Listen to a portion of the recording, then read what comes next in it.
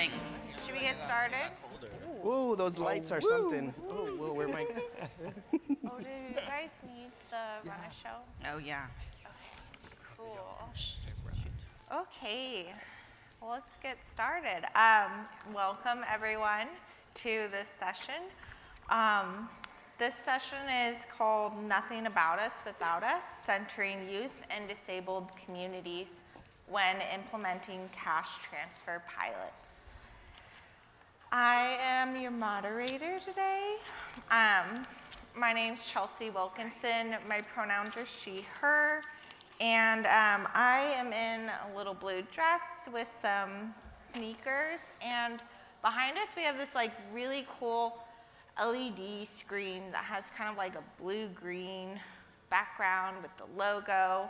And we got great folks here. And I am excited to then introduce our panelists. And yes, yay. Chelsea, can I do a thing? What? Can I do a thing? Yeah. If you're in the back of the room and you want to be in this conversation, you should come to the front of the room. Yeah, there's lots of Cozy. space. Wonderful. And then get get cozy. yourself settled so that we can all be here. Cool, thank you. So from left to right, we have Maddox Gorilla. Did I say that right? Yes, you Okay, did. cool. LJ Woolston, Kevin Gotkin, and Mark Huffy Peterson, and they're going to introduce themselves. Yeah. So, I don't know, I feel like my mic kind of got lower, but let's see. So, hi everyone, I'm Maddox. I use he, him, they, them pronouns. Visual description of me is I have an afro, I'm wearing glasses, serving you a little executive realness with a blazer. And I'm really excited to be here with you all today. I am from Point Source Youth, and I am the senior consultant on direct cash transfer there. So I supported in co-creating our first pilot in New York, and now I'm working to continue to scale up the intervention across different states and organizations. So I'll just intro myself now, and then I'll get into a little bit of the work, I guess, after folks intro themselves. Thanks, Maddox. Hi, everybody. Landon or LJ Woolston, he, him, his, or they, them, theirs pronouns, please. I am a white person. I'm heavy set. I am wearing a really cute, well, I think it's cute, blue and orange, very complementary colors, striped shirt with a blue tie that matches my glasses and my unicorn tennies. And I come to this work as a social worker in recovery. I am a queer person, a trans person, navigated a lot of broken systems with young folks, primarily LGBTQ youth experiencing homelessness. And I also am a survivor of what I call systemic suicide. I lost a partner to suicide in 2016, and housing stability was one of the biggest roots of her decision to take her own life. And so it's part of what brings me to the work and keeps me in the work when it feels like everything is on fire. And I'm with Point Source Youth. I didn't say that. I'm one of the directors of direct cash transfer work at PSY. I get to work with Maddox every day, which is a hoot and a joy, and we get in a lot of good trouble. Hey y'all, I'm Kevin Gotkin. I'm a white person, I have a mustache. I'm wearing the color of a highlighter. The yellow one. The yellow one, right, the conventional, I guess, like first, whatever, maybe it was the first, I don't know. What if it wasn't first? Oh, anyway. But also the color that you find on construction sites. Knowing look at the audience, we're building things here. And then also just the color of people who like to stand out or be like a mom at parties where you can definitely know where she is. And then I'm wearing just boring boots and black pants. I really am given the lower half, like, anyway. And I have nails going on for the first time in a long time. Sorry. I'm an artist organizer with Creatives Rebuild New York. Should we just like real quick, because Mara's also from Creatives Rebuild, should we just like do a rundown of this program? So Creatives Rebuild New York is an initiative supporting economic security for artists. There's two programs. One is an artist employment program, Love it. Not going to talk about that today. We're going to talk about our guaranteed income program, which is for 2,400 artists across the so-called state of New York, $1,000 a month for 18 months. Am I missing? What am I missing? There's a lot more to say about the program. It'll come through. Okay. It'll come through. Cool. Thanks, Kevin. Thanks, everybody. You've heard from me already, so I'll be brief. Mara Cuffey Peterson, she, her. I am a black mixed girl in the world. I'm wearing I believe in muumuus as a methodology of dressing. Yes. And I'm wearing a big black and white checkered muumuu today, and my hair is slicked back at the mean middle part because it helps me feel ready. And hoping for our folks on the live stream that you're as thrilled to be here as we are.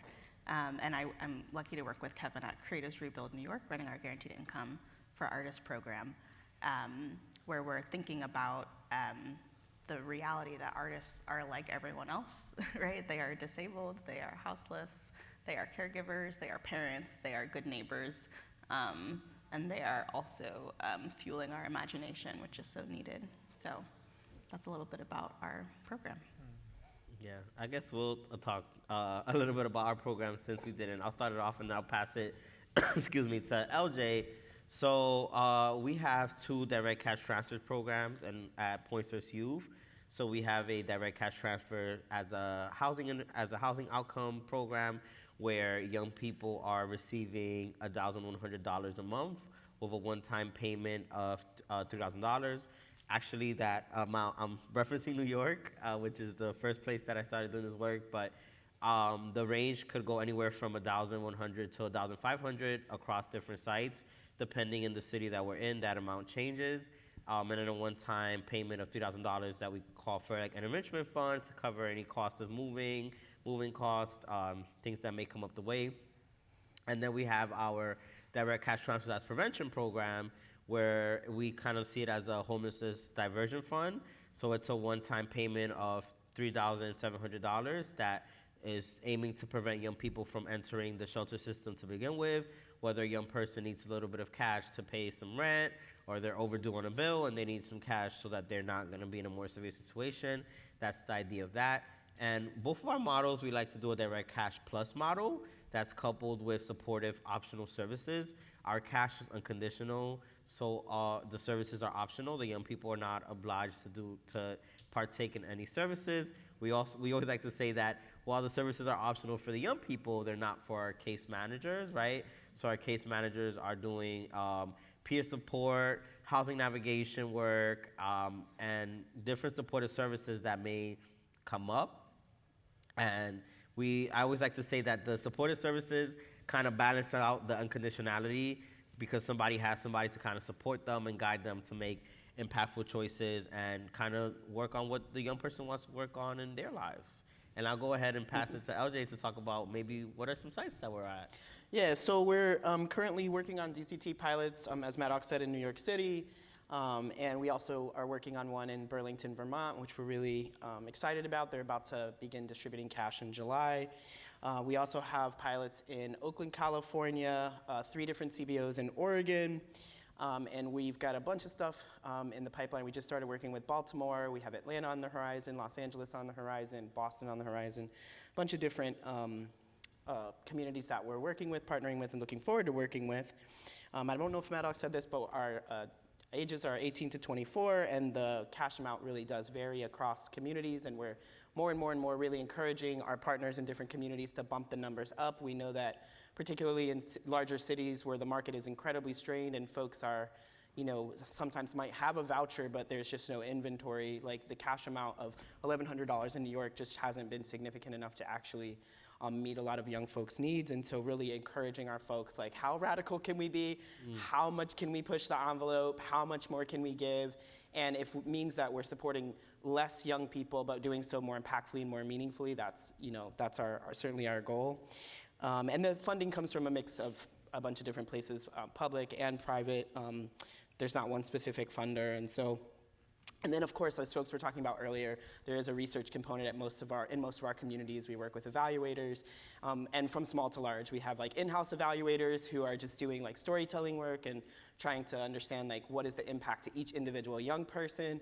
And then we have, in our larger pilots, we have control or comparison group studies, and so we're really looking at what difference this is making between young people who have cash and who don't have the cash.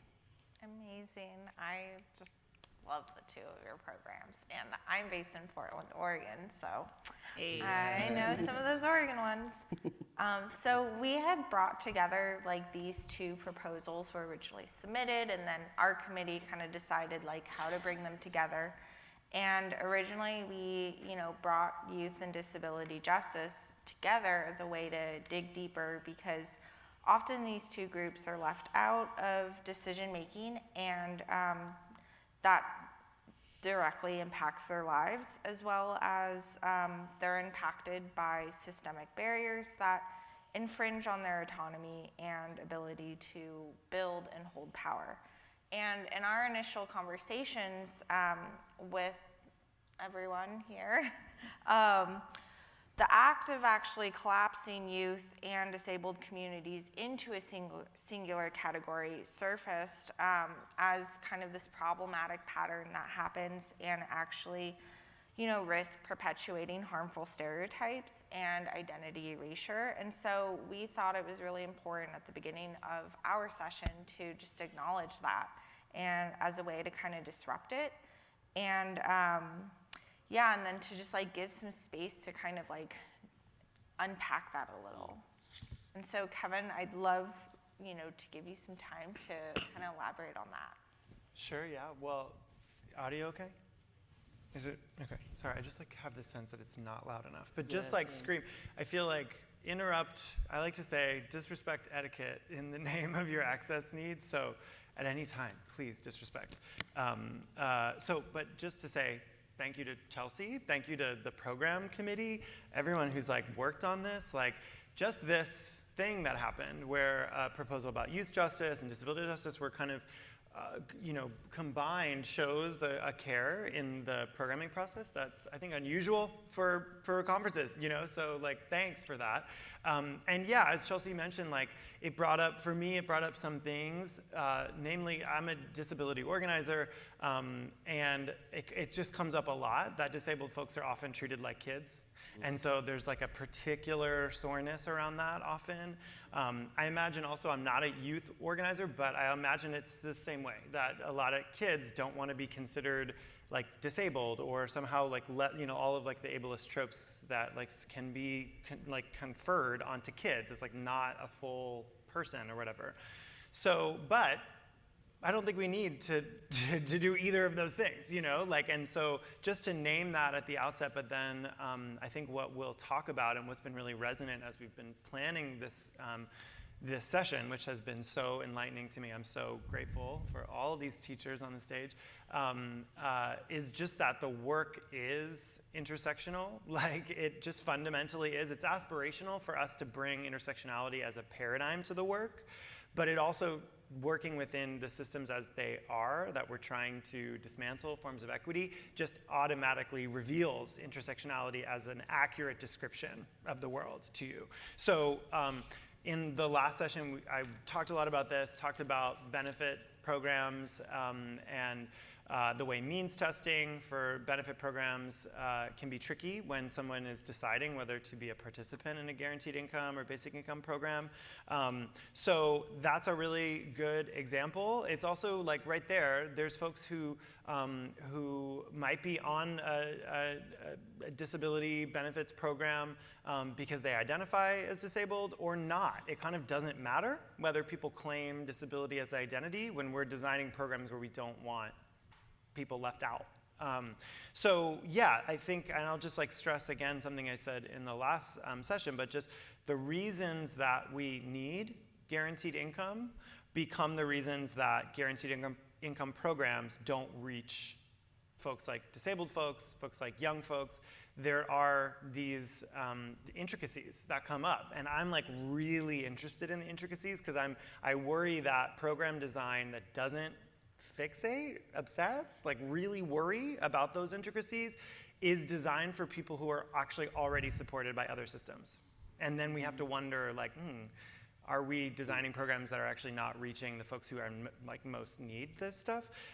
So I think, as we'll talk about, we have a lot of opportunities for organizing, program design, evaluation research that demonstrate like the power, the potency in centering those intricacies in our work. Amazing. Yes.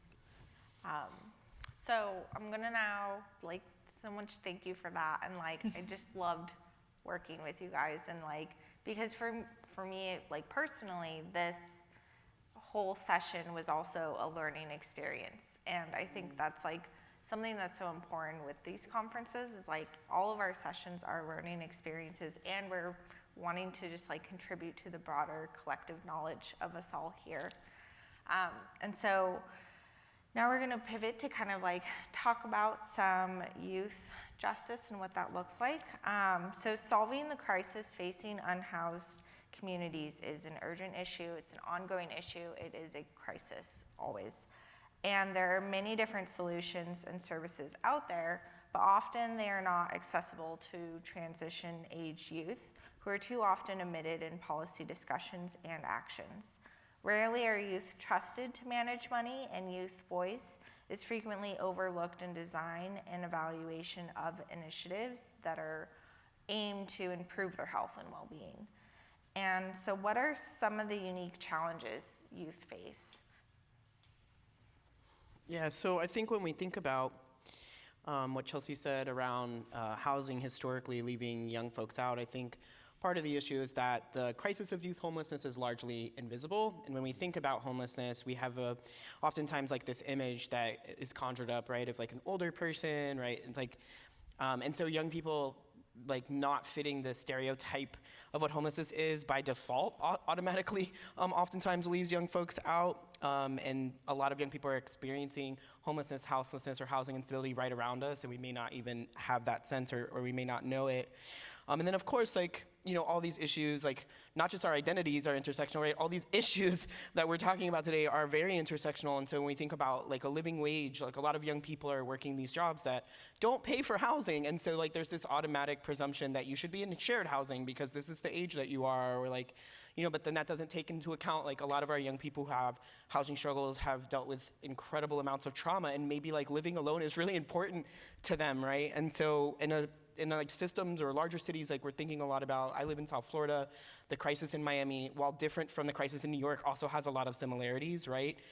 Just coming out of working on a HOPWIP program for 3 years, like so many folks are walking around with vouchers, like I mentioned earlier, and just cannot find housing. And we have the same crisis in New York, but these are young people who have maybe never navigated finding their own unit before, engaging with a landlord, having those difficult conversations, being looked at in particular ways as they're interacting to try to find a unit. The automatic assumption that they're going to damage a unit, that they're going to be harmful, that they're going to be loud, that they're going to bring people to the community or to the neighborhood or to the space that are harmful to the existing neighbors. Like there's just so much more to unpack with young people, particularly youth of color, particularly youth who are visibly queer, visibly trans, and of course, like again, all of the intersections.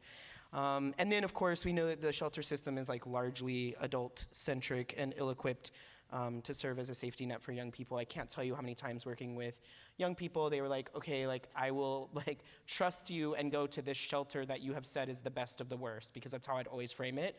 And then they would be like, I cannot, like, you know, like horrific things. Like second night there, someone came to my bed and exposed themselves to me, right? And so like, how does a young person who's maybe never interfaced with a system like that or an experience like that then survive? And so many young people that I've worked with over the years have said, I'm not going to shelter, I refuse, I've been there before, my community is on the street, the community that I have on the street is a lot safer for me and a lot more welcoming, a lot more affirming.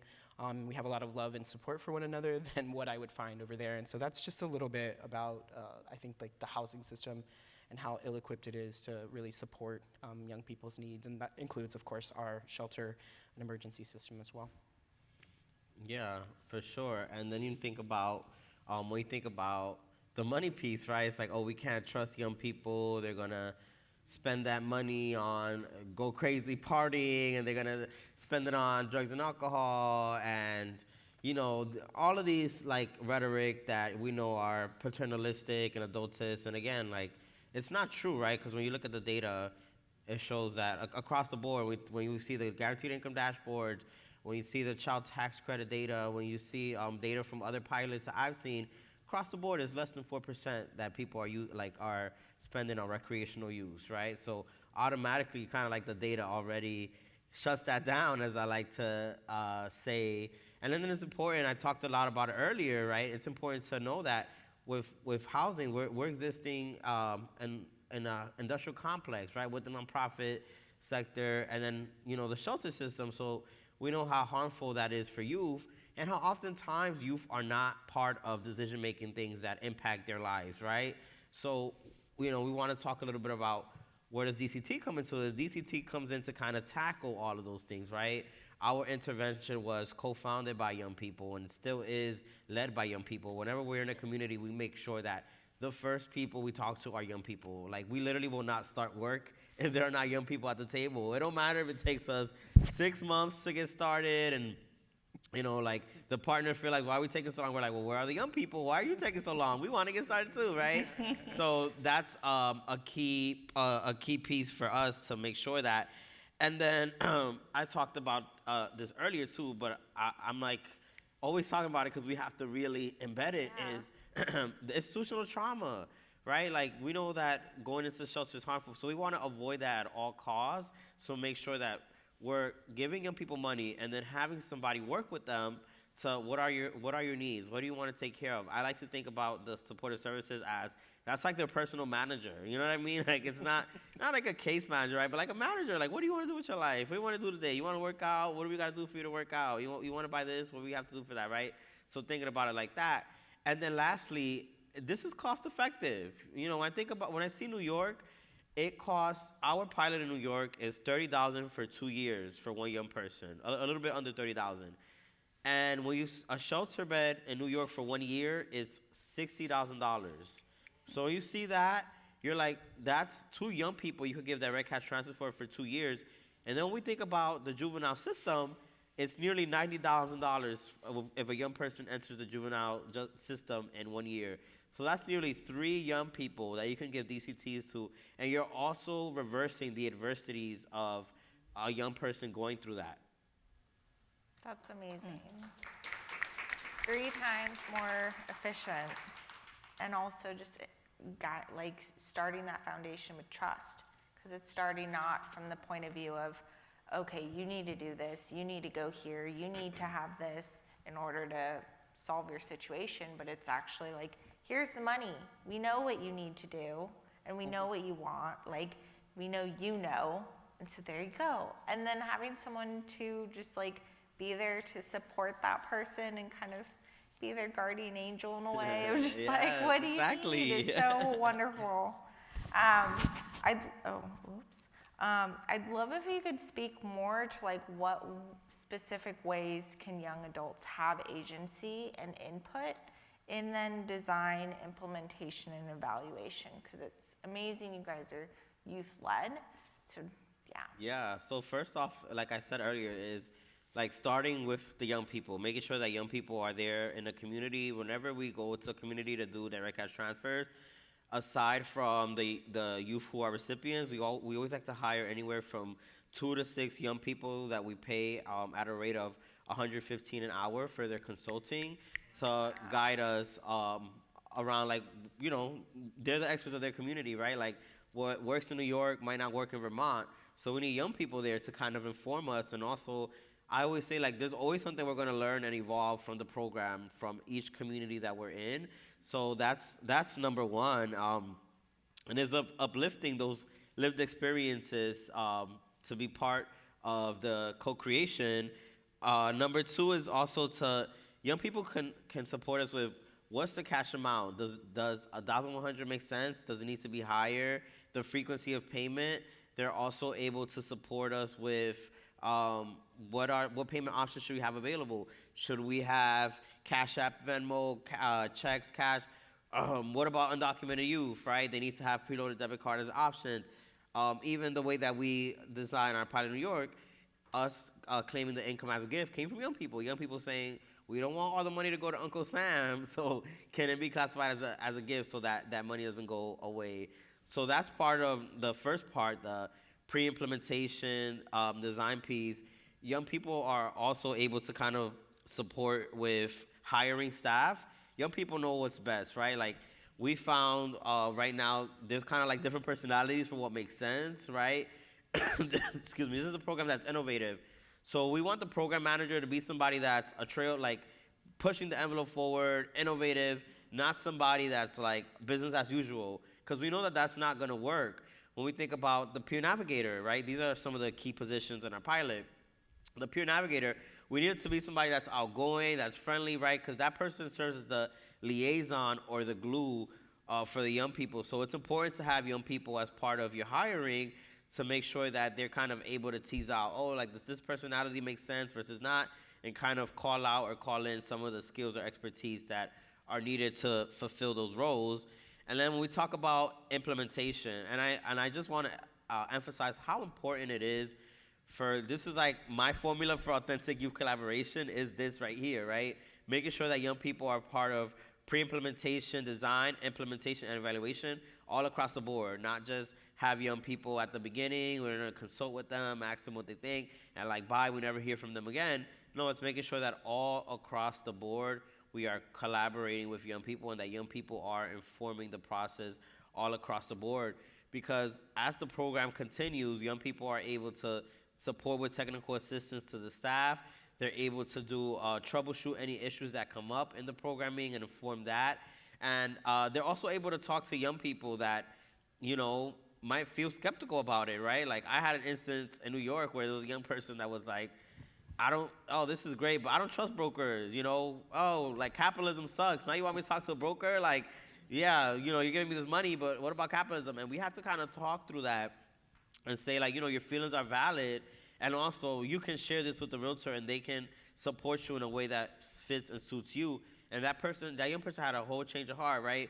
Because they were able to talk to the young person. And also they were able to see that this program is being designed by a young person, which speaks to the importance of having peer navigator and peer specialists to, you know, like advise the program and continue to support the program. And LJ talk a little bit about the the evaluation piece and how you serve there. Yeah, I think you covered it. I'm like, I want to make sure that we give our amazing friends time to share. Well, Don't you want to hear about like the facilitation of design of the anyway, I'm craving the specificity of it all. I'm living for it. I'll say very briefly, but yes, like young people can be involved in valuation. We know we have lots of studies out there that are doing more community participatory work.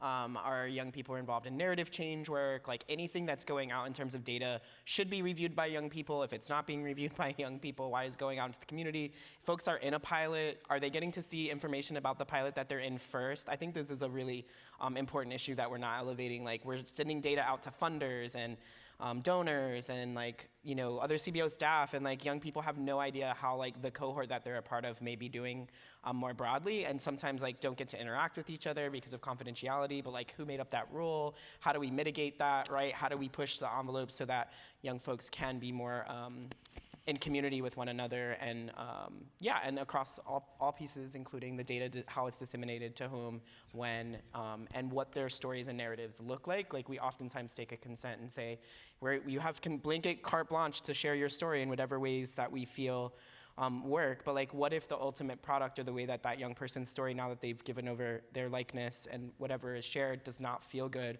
And so like, yes, maybe you have a consent, but like, is there like a final check and balance where like, this is what's going out about this cohort you're a part of, or this is what's going about you specifically, and does this resonate? Are you okay with this still, or do you want to revoke the consent that you signed 18 months ago? Yes. Yeah, I love like all the things you talked about, because when I think of also like design and implementation, I mean, a lot of times that's a job, and a lot of times that is like the authority of control of like what it's going to be and how it's going to go out. And if you're including youth, you're sharing that power, you're sharing that experience with them, and that's like what we need, because they're the future generation. And so bring them in, you know, work with them, and we'll create something beautiful. Yes, exactly. Allow it, allow it. Okay, so I'd like to now shift to talking about disabled justice. Let's dive in and bring in Kevin and Mara to talk about their experience with guaranteed income and disability justice. So how do we collectively understand disability justice, and why is it relevant to the movement for guaranteed basic income? And this is a long kind of question, but I know you guys don't follow track. Where does ableism show up in the implementation of GI pilots, such as eligibility design, accessibility of application, and enrollment periods and benefits protections? And I know you've talked a little bit about just the SSI, but you can go deep. We're here for it. There's stuff to discuss. Thank you, Chelsea, for this question. And I'll just say a few things for context setting, and then Kevin, you should wax poetical about everything else. But I think a couple of things to note are that Creators Rebuild New York is a 3-year project. So it was built to have a beginning and a decided end. We're funded entirely by private funds, so the Mellon Foundation, the Ford Foundation, the Stavros Niarchos Foundation, and in part because although we know artists are everywhere, right, and are a major part of how we understand and shape society, how artists live their lives, there's not a lot of data around that. So I say that because we knew at the beginning of our program to the title of this session, and another way of thinking about that is a FUBU principle, for us, by us in all ways. So we convened differently but similarly to what you were all describing, a think tank of artists, organizers, disabled artists, Black artists, queer artists, formerly incarcerated artists from all across New York State who helped us understand what needs to happen now, right, in order for us to have greater understanding about what it is that artists need in relationship to the larger GI movement. And that think tank really told us, if you're not talking about disability justice, you're really missing the point. Typically, arts funding functions in a really top-down and a highly classed and kind of messed up way. And so our program intended to, the reason why it's a guaranteed income program and not something else is because it's antithetical to how grant making typically functions, which is who is the best of us? I've decided, based on what the museum said in Paris. I'm being dramatic for effect, but you catch my meaning a little bit. We also, because of how our funding is situated, had kind of full range to do a selection and prioritize in a way that matched our value set. So we were able to say we'd like to prioritize caregivers, disabled folks, trans people, gender nonconforming. We were able to say that and see what stuck. And I mention that also to say that although disability justice is a focus of our program, not every single person in our program identifies as disabled, which is also an important thing that Kevin's brought up earlier around the identity relationship to disability, right, is a big thing I think all pilots should be contending with and understanding, because whether or not someone checked that off a box, there's a lot of work that goes into whether or not they want to let you know those things. So a bunch of things in mind. I think that it's important, disability justice recognizes that disability is both a cause and a consequence of poverty. I think, you all tell me if I'm wrong on this, but I have heard some narratives around artists that either artists aren't poor, that doesn't exist, or they chose to be poor. And I think that's a similar toxic narrative that you hear when people are talking about disability. Not to mention that there are artists who are disabled for not just out of choice, out of passion, out of vocation, and also out of necessity, that I think Kevin can speak to more. Ableism is absolutely a key context for whether or not GI programs dismantle inequities. So that shows up at all stages. It means when we're designing the actual application, what it looks like on the phone, what it looks like on the website, that you're thinking about vision access. It means you're thinking about plain language, which I know shout out to the government agencies who've been working on this for time, but it also needs to, plain language, really straightforward, so that those of our comrades who are neurodivergent are also included in the way that this money is moving. So just as a little introductory of what I think disability justice and GI are so tightly linked. And I think that, you said this earlier, Maddox, to study our freedom fighters of past, like, this is also a part of that too. And I think having that criticality, like understanding what we mean by that justice work is key to how we move into the next realm of what the legislation should look like. And I just want to offer, by way of context too, like I've been organizing in disability communities for like 11 years, and I came to Creatives Rebuild after a lot of the hard stuff had already happened. All of the program design, all of the selection, the implementation. I mean, I came like late. I came like after everyone was starting to like breathe deeply again. And I think what makes Mara such an amazing teacher is that she's really good at the studying, and I came in to like learn about this whole movement for basic and guaranteed income with a teacher who was like, here's everything that I've been gathering, let's read this together. And just to say that that's disability justice work, even if people, like there's a lot of professional categories that are happening. I try to like do a little anti-professional development just because work is fundamentally ableist.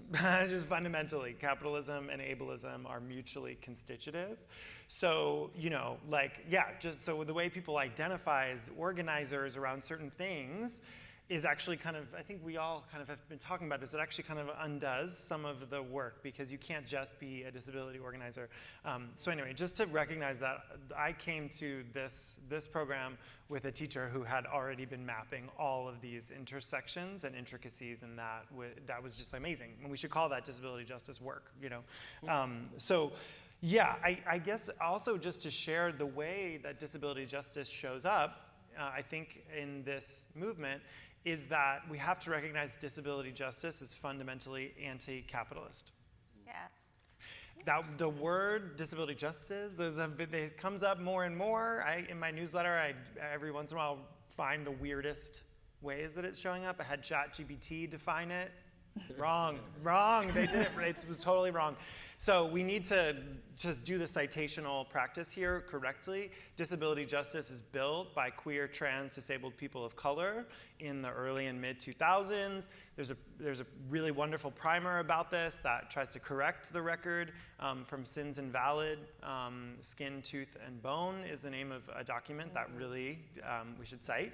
And there's principles, leadership by the most impacted, but there's a bunch of them. One of the most important is that disability justice is anti-capitalist. And I think that invites us to think about how we're the pre-planning, then the planning, the program design, the implementation, the evaluation and research, the publication, like all of it, we need disability justice to be guiding it. One provocation for y'all that I've been seeing a lot is there's a lot of research and a lot of publishing about guaranteed or basic income and jobs and like job quality.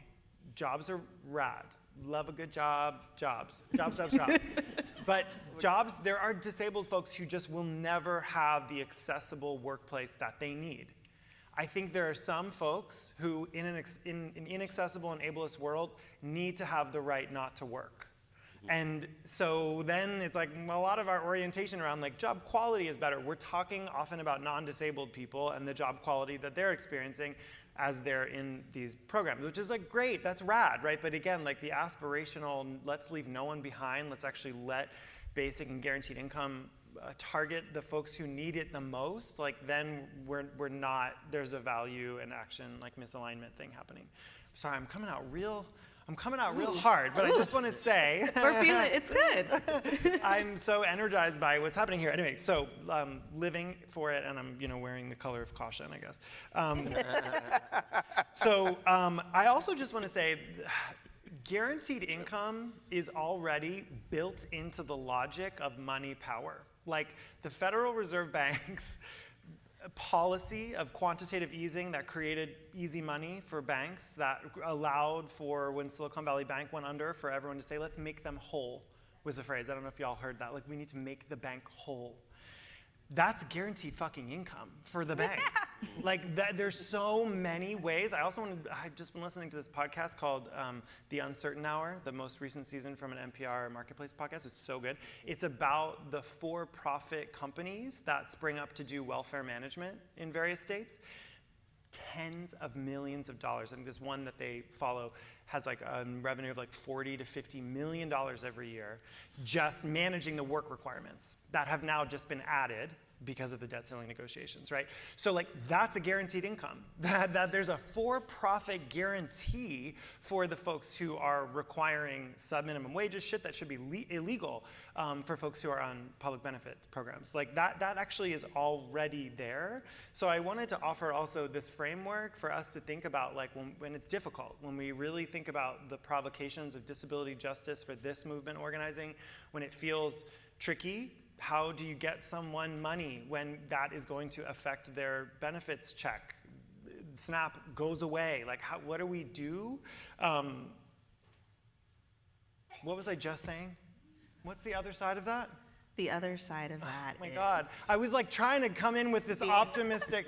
made whole. Okay, yes. Is it? Yeah. We work together. Yeah, on like our jobs. Yes, exactly. So the thought was made whole. Thank you. Like like disability justice makes it really difficult, and also that like it's the thing that we turn to, right? Like sorry, I guess I'm going hard into all of the intricacies and the challenges and the problems, but it came more clearly. Guaranteed income is already a logic that we know. It's just for the banks, and so we just need to bring it to people. I think that's it. And there's a lot of energy and activation energy that we can derive from that. Sorry for my chaos. No. Invited. It's invited. Yeah, Invited. it's needed. So invited. Well, I think when we're talking too about some of the sentiments of anti-professionalism is, on a stage like this, in a professional setting, conference, it is expected to be perfect. But we are humans, and this is a human movement, and we're doing human-centered design. So if we go off on some weird tangent, okay, because that's where you find the good nuggets anyways. I love, Kevin, that you brought about that you spoke to jobs, because I think for basic income, some of the philosophy and the deep-rooted values in that is without it, everyone has to work to survive. And even if you get into SSI, SSDI, that's not a living wage. And so we really need to think how are we actually going to make people whole? And how are we actually going to ensure that they can live and survive if they are disabled? So the title of this session starts with the call to action. Nothing about us without us. What do those actions and considerations need to look like in this work and in our movement? So many things. So many things. I think we were we had thought of, and I think it was already kind of a set of things that had been mentioned, planning, community engagement. Y'all spoke so incredibly about that.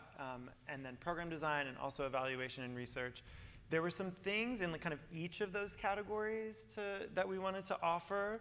Well, one is just to, just re-up what Maddox and LJ already mentioned about, I think really it's a distinction between collaboration and then just consultation. Mm-hmm. This is real tricky right now in the work that I'm doing, because a lot of disabled people are getting good coin from consultation.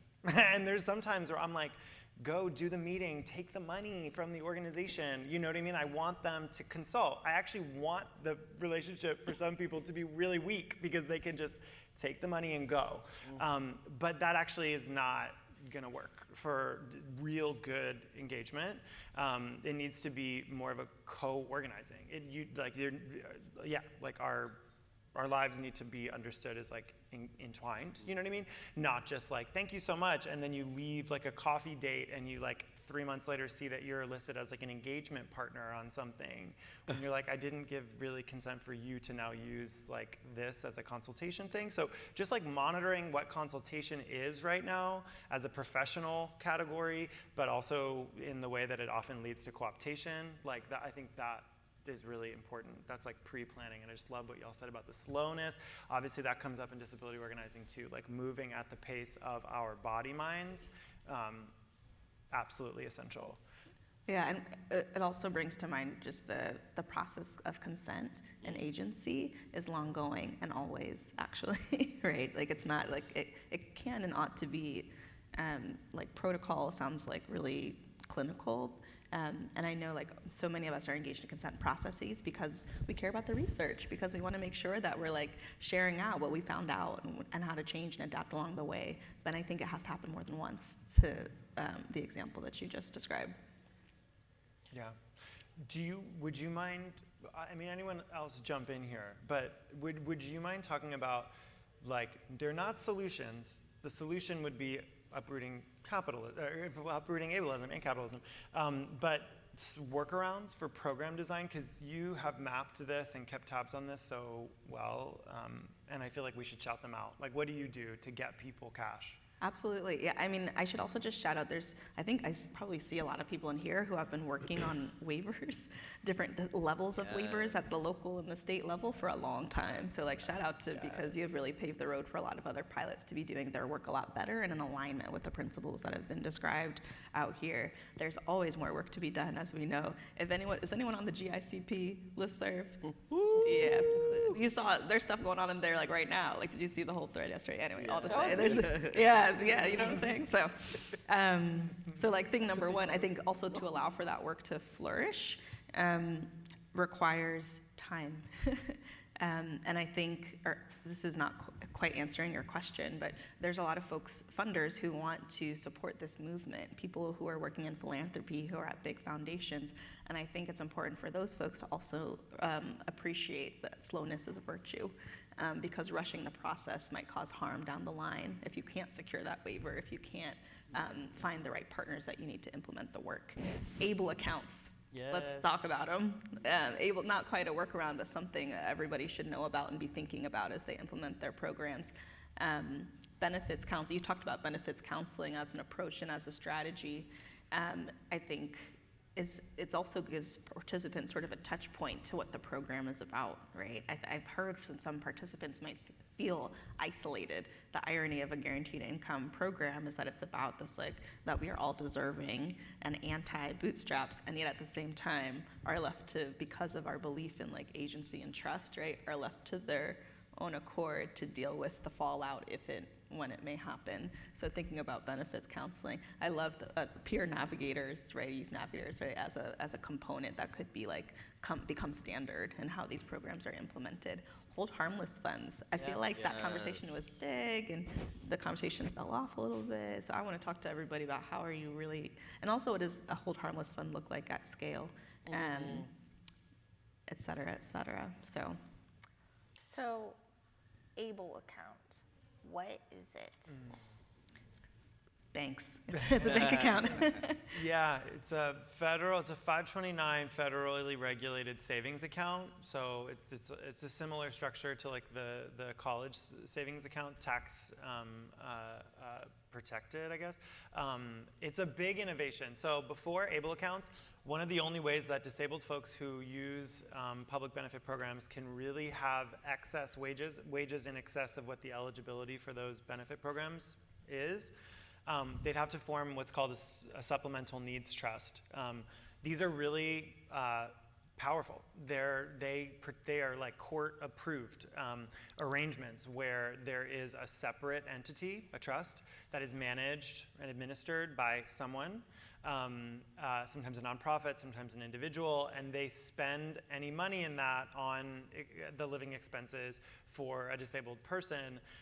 So that way, if you can get your wages from a job to be put in the trust, and then the trust pays your rent, and the trust pays your like stuff, then you don't have to lose access to like Medicaid. This happens for older adults too, like another way that like intersectionality is a description and not just an aspiration.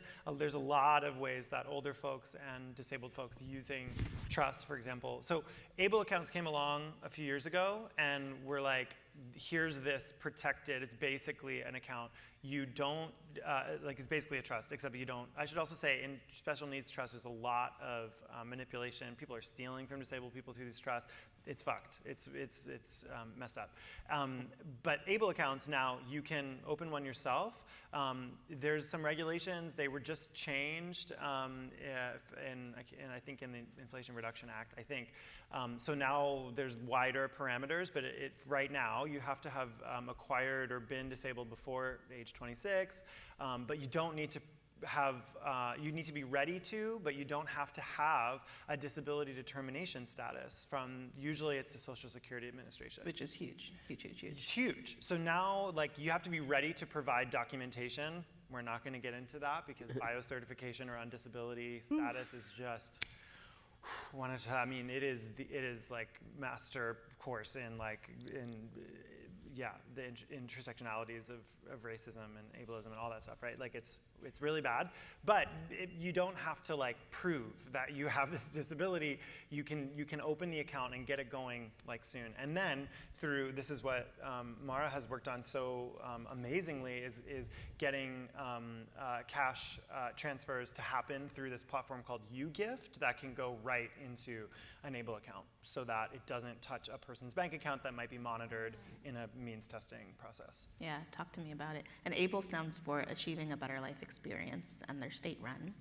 So each state, who holds that is different in each state, although they are relatively the same kind of account. Awesome, thank you. Yeah, when you all talked about so many things that I was like, I have these notes, and these notes are like now a lot less important than saying what I'm going to say, I think.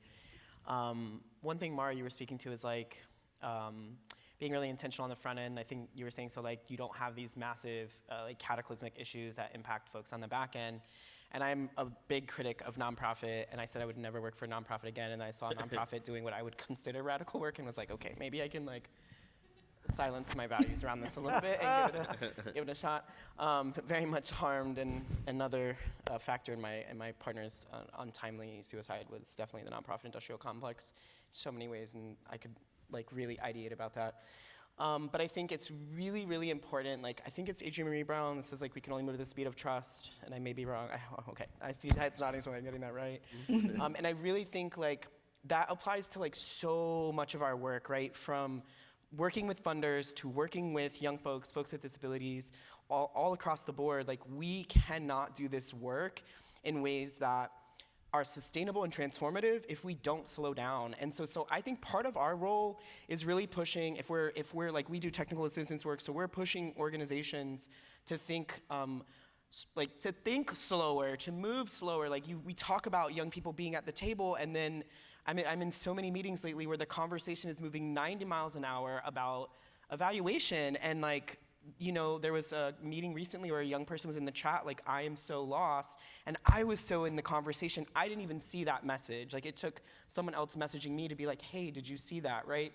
And that was like a big wake-up call for me of like, we cannot continue to like have situations where like young folks are decoration, or folks who sit at all of these intersections are decoration in our conversations. And so I think part of our role literally is to slow down if we're serious about doing this work in collaboration and community, but also to push funders and donors to really begin to push back and challenge the nonprofit industrial complex as designed, that like this work may not be 18 months. It may mean you need to grant an extension so that we can be more intentional, so that we can be more thoughtful. It may mean that like we are encouraging a CBO to push back on one of their larger donors. Like, how do we really like begin to uproot the systems that push us to do messy, shoddy work that has the best of intentions, but where the impact in the end is ultimately to replicate systems of oppression, replicate harm. Now we're giving out cash, but we're harming folks' benefits, or, you know, so I'm sure like I'm not saying anything like magical or whatever, but just like really thinking about transformation versus transactional. I am deeply worried on the pilots that we're working on that like because they've moved fast and because they're pilots and because there's so many people involved and because there's so many eyes on them, because there's deadlines and project management and trackers and Gantt charts, that like at the end, we may still have a lot of young people who are like, that was a really cool 18 months, and now I'm more fucked than I was, because now I'm used to a standard of living that I cannot go out and replicate in New York City on my own, because folks are not intentional on the front end to really build in safeguards, to really build in the long game, to really build in funders who are gonna support this work to the end of time, not for 18 or 24 months. Okay, I'm on a soapbox. No, say it again for everybody in the back and in the other rooms. That was everything. And if I may, I think there's something to say as well. Slowness is a virtue for those. We have to sustain ourselves so we can keep doing this too, right? So that we're also not burnt by the end of this and can carry on. Yes. And hope that the people who experience these cash programs want to join the movement. They may not want to, but we have to set up the conditions. That's part of our job, right? Is to make it compelling and beautiful and inspirational so that they're here at this conference with us as well. Yeah, and I think too to that piece as well around like, as an action step too, like in New York, one of the things we were able to do is make sure that after the 24 months of cash, that young people have an additional 6 months of support of the supportive services to kind of help them from that transition of you've been receiving cash for 24 months and all of a sudden that stopped. So how do you kind of continue to operate and thrive when you were receiving the support, which I think is important, and it's a little unique, and like hopefully more people replicate in the future as well. And I mean, yeah, y'all said so much already around community engagement design, but I always just like to leave folks with this distinction around this works with youth, but it works with people, honestly, when it comes to dismantling top-down approach, is making sure that we move from being like youth-centered or people-centered to people-driven or youth-driven work. And what that means is typically sometimes folks think when they're censoring folks, like, well, I think I know what young people or disabled folks need the most, so we're just going to do that, and like that's being inclusive. But that's not helpful, and that's not youth or people-driven work. But when people themselves or young people are leading work, then that is true youth-driven work. And that's where we want to kind of get to as a society, as a community, that people are leading the works that are going to ultimately impact their life, and not us thinking like, well, we know what they need, so we're going to do that. Like, no, we need to move back and let the folks with the experience lead the work and do that. And then I just want to mention some quick points around some action steps that folks can do in their program design is like remove bureaucracy, right? Like if transportation is an issue, like cover transportation for folks to be able to get to the meetings, to their appointments, to the things that they need to do to get the services that they need, right? And then lastly, Kevin mentioned this earlier and I loved it, right? Like moving us from benefits counseling to benefits strategy.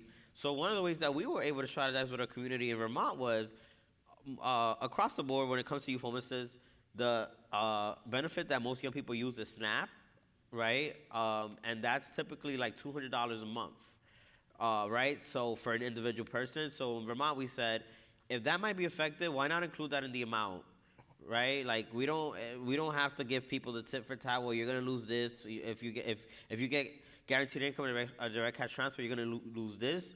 No, like let's put that money back into the amount, so that way they're not losing anything. If it's $200, okay, add an extra $200 a month into the amount, so they don't lose that.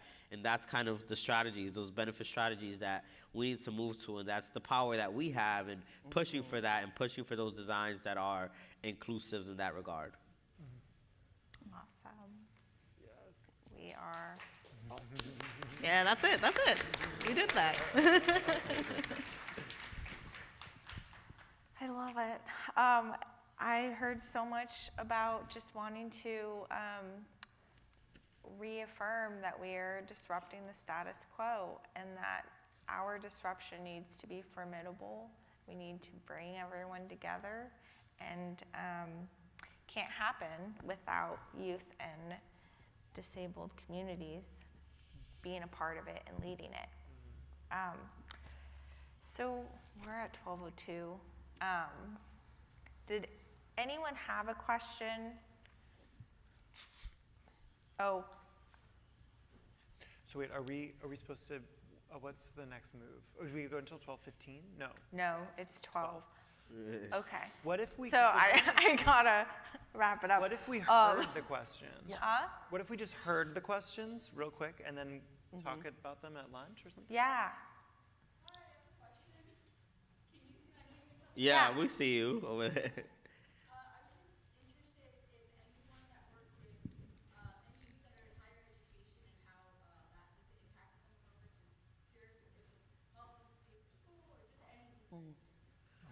Yeah. So real quick, so Chapin Hall, which is our research partner. Oh, you have a question too? No. Oh, just was the revoice the question. The question was looking to connect with folks who are working with youth who are in higher ed, and whether any programs can help support youth who are like paying for school costs and that kind of thing. Did I get the question right? Yeah, just if any of the people you serve is help their higher education journeys. Okay, if any of the people you serve, if it's helped their higher education journeys. Yeah. So Chapin Hall, they created like an assessment point on benefits. So right now, like the data we have is still being evaluated. Like we don't have any data particularly on higher education. But what I could say is a lot of times folks ask, does direct cash transfer impact financial aid and things like that? And it doesn't. And so that's why I'm referencing Chapin Hall's assessment that they created, because in the assessment you can read all around like how direct cash transfers like I don't want to say impact because it doesn't, but how you could read around it, but it doesn't affect financial aid in higher education. Awesome. So we are going.